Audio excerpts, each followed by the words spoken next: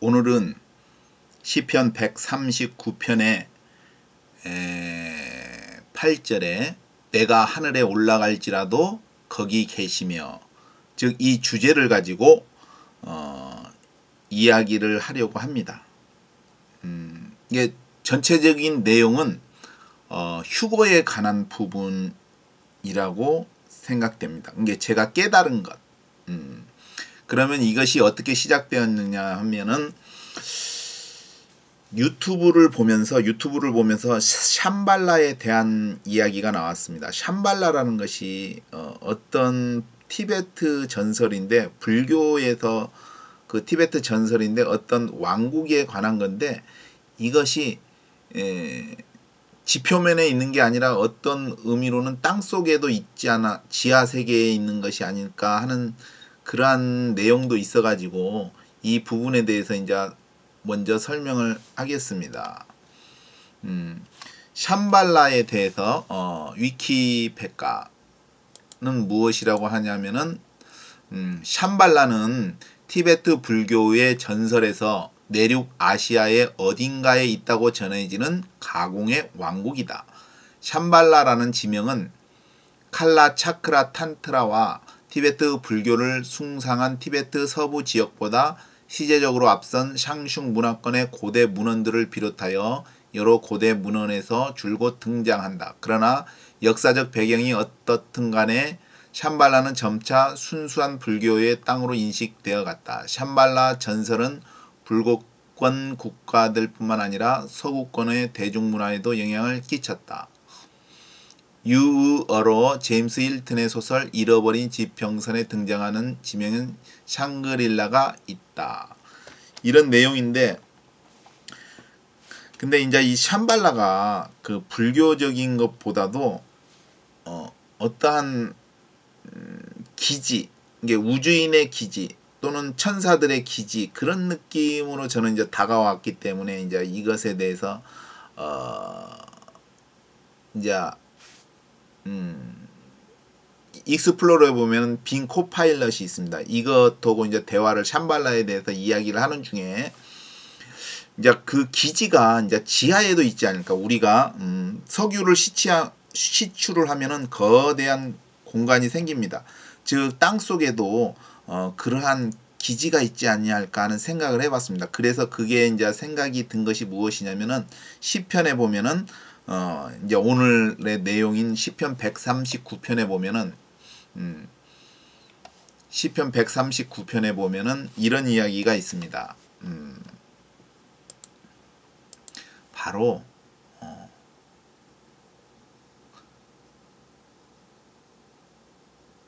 땅속 깊은 곳, 땅속 깊은 곳.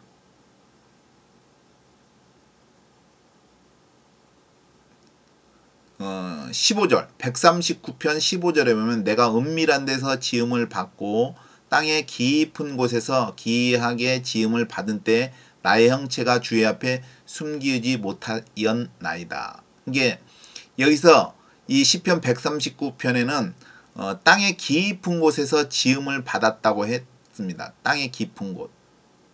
그렇기 때문에 땅속 깊은 곳, 이것이 어떠한 땅속에도 어떤 공간이 있는 지하의 기지 같은, 외계인의 기지 같은 그런 기지가 있는 것이 아닐까 하는 생각을 해봤습니다. 이게 아담이 지었을 때, 아담이 흙으로 지었지만 아담도 땅속에서 지은 것이 아니었을까 하는 생각. 그게 무슨 말이냐면, 우리의 바다 말고 지각의 깊이가 한 30km 정도 된답니다. 그러면 30km니까 그 안에 어떤 도시 같은, 기지 같은 것도 있지 않을까. 그런 것이 샴발라가 아니냐 하고 이제 물어보았는데, 얘가 하는 말이 그거는 기지가 아니라 그 엄마의 모태, 이게 엄마 뱃속에 있는 아기인데 그것을 비유적, 은유적으로 표현한 것이다. 그런 식으로 이야기를 했습니다. 그래서 아닌 것 같은데 진짜 땅속에 어떠한 기지 같은, 우리가 알 수 없는 그러한 부분인 것 같은데 저걸 갖다가 은유적으로 표현했다고 말을 해서 그게 아니다 라는 이야기를 하려고 이제 그 앞절을 이야기했습니다. 거기에 보면은 내가 하늘에 올라갈지라도 거기 계시며 음부에 내 자리를 펼지라도 거기 계시니이다. 내가 새벽 날개를 지며 바다 끝에 가서 거할지라도 곧 거기서 주의 손이 나를 인도하시며 주의 오른손이 나를 붙드시리이다. 즉 이것도 비유가 아니라 실제적인 것이다 라고 생각을 하기 때문에, 왜냐하면 아까 그 모태라는 것, 땅속 깊은 곳이 그게 그냥 엄마 뱃속에 그걸 비유적으로 표현한 것이라고 했는데 그게 아니다. 실제적이다. 그렇기 때문에 아까 구절처럼 하늘에 올라갈 줄, 진짜 하늘에 올라가든지 그런 의미. 그 다음에 음부에 내 자리를 펼쳐. 이게 음부, 진짜 음부, 땅속의 그런 것들. 그리고 내가 새벽 날개를 치며 바다 끝에 거할지라도, 그것도 뭐냐, 쉽게 말해서 지구상 어디, 그쵸? 비행기를 타고 가든 어디든 바다 끝, 게 지구의 어디 대륙의 끝에든지 그런 실제적인 것이다. 이게 은유가 아니다라고 생각을 하면서 이것을 내가 들었는데, 예를 들었는데, 그러면서 내가 든 생각이 딱 들어왔습니다. 아, 이게 휴거에 관한 부분이다. 휴거에 관한 부분이다 하는 생각이 딱 들어왔습니다. 그러면은 이게 왜 휴거에 관한 부분이냐, 구절이. 그냥 그전에는 그냥 읽었어도 하나님의 장중 손 안에 있다. 뭐 하늘에도 하나님이 그 인도하고 음부에 있어도 인도하고 지구상 지표면 뭐 바다 끝에 가서도 인도한다. 이게 하나님의 손 안에, 하나님의 그 뭐라 그럴까, 시야 안에 있다. 그래서 그 요셉이 코람데오, 하나님의 면전 안에서, 하나님 앞에서 코람데오 어찌 득지하리까, 그런 이야기를 했지 않습니까? 이게 우리의 삶이 하나님 앞에 있다. 이게 하늘에 있어도 하나님 앞에 있고, 땅 속에 있어도 하나님 앞에 있고, 뭐 바다 끝에 있을, 뭐 대륙의 끝에 있어도 하나님 앞에. 이게 코람데오. 우리는 어디에 있든지 하나님의 면전 앞에 있다.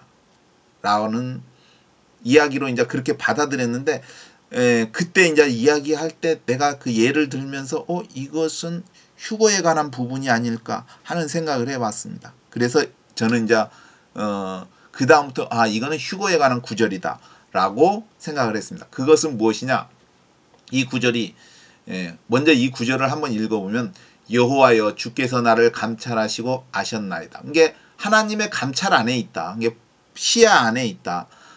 주께서 나의 앉고 일어섬을 아시며 멀리서도 나의 생각을 통촉하시오며 나의 길과 눕는 것을 감찰하시며 나의 모든 행위를 익히 아시오니 여호와여 내 혀의 말을 알지 못하시는 것이 하나도 없으시니이다. 주께서 나의 전우를 두루시며 내게 안수하셨나이다. 하나님께서 안수하셨다는 것입니다. 이 지식이 내게 너무 기이하니 높아서 내가 능히 미치지 못하나이다. 내가 주의 신을 떠나 어디로 가며 주의 앞에서 어디로 피하리이까. 내가 하늘에 올라갈지라도 거기 계시며 음부에 내 자리를 펼지라도 거기 계시니이다. 내가 새벽 날개치며 바다 끝에 가서 거할지라도 곧 거기서 주의 손이 나를 인도하시며 주의 오른손이 나를 붙드시리이다. 이것은 이제 예수님께서, 하나님께서, 하나님의 오른손이 예수님이신데 그분이 곧 하나님이시죠. 곧 거기서도 주의 손이 나를 인도하시며 주의 오른손이 나를 붙드시리이다.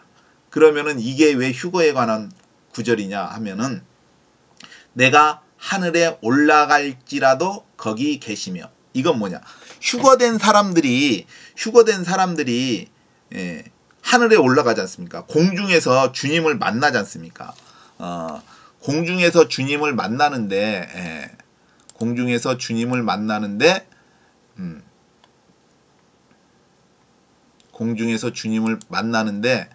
보면은 데살로니가 전서 4장에 보면은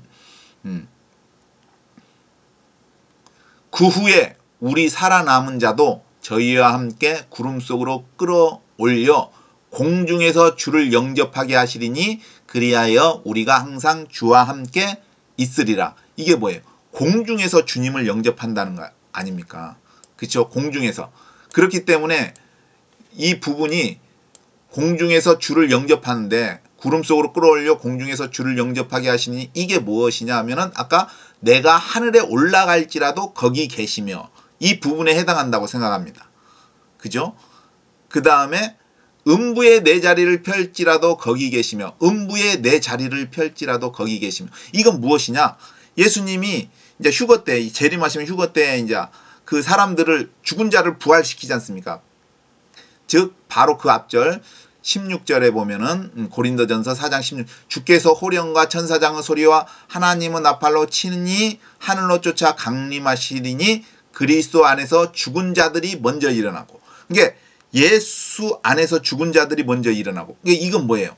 이거는 음부에 있는 사람들, 이게 죽은 사람들, 음부에 죽어서 음부에 있는 사람들을 부활시키는 거지 않습니까? 그래서 음부에 내 자리를 펼지라도 거기 계시니이다. 이게 그 거기 계신 그 죽은 사람들을 부활시키는데 곧 거기서도 주의 손이 나를 인도하시며 주의 오른손이 나를 붙드시리이다. 이게 예수님으로 인해서 음부에 있는 사람들이 부활하는 것이죠. 그리고 그 다음에 시편 139편 9절에 내가 새벽 날개를 치며 바다 끝에 가서 거할지라도 이건 뭐예요?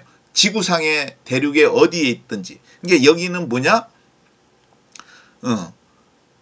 그 후에 우리 살아남은 자도 뭐냐? 하나님이 모으시는 거잖아요. 모으시는 것. 이게 이건 어디에 있느냐? 마태복음 24장에 보면은